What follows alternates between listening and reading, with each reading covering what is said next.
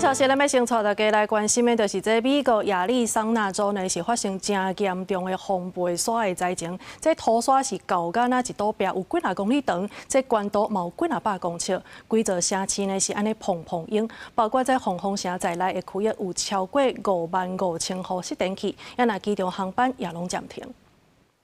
凤凰城的监视器翕到沙林堡内迄当阵，一开始远远看到一寡土沙伫咧天顶，尾啊愈来愈大片，真紧就变做沙墙。这个时阵外面就黑暗暗，所以又搁落雨。规个沙林堡内的过程真紧，亚利桑那州几落城市离过发生沙林堡，包括凤凰城在内的城镇有超过55000户停电。 凤凰城的天江国际机场航班也被迫停飞，航班的时间前差不多15到30分钟。在美国西南部的热天雨季，天天发生沙尘暴，强烈对流产生向下的气流，以时速80到129公里的速度冲到地面，结果向外弹开。若是风经过土沙较多的沙漠地区或者是农产区，就会甲土沙卷起来，在沿路行。这种沙尘暴也叫做哈布风。 That hit the ground and spread out with 50 up to even 80-mile-an-hour wind gusts.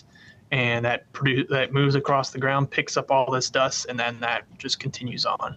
So it can generate this big wall of dust that we do call haboobs. Can't see anything. We're in the middle of the haboob.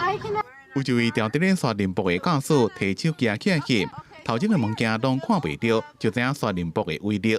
专家讲，若驶车时阵拄着沙尘暴，请爱赶紧驶路边。沙尘暴的土沙也可能会对人的身体造成败害。 These dust storms are picking up a lot of that loose dirt that's on the ground. A lot of times from farmlands, which might have some chemicals laid out over them. So it's picking up all these chemicals, these fine chemicals that may have been sitting there. And then if you start to breathe that, you can develop some sicknesses. 在内华达州欧洲沙漠的火人节现场，也拄着沙尘暴的侵袭，风正透，工作人员挂服务镜甲水暗固定布棚。 国家气象局针对这个地区发沙尘暴警报，有这沙尘落的速度会达到时速48公里，上强的风速会超过时速72公里。公司新闻张淑芬编译。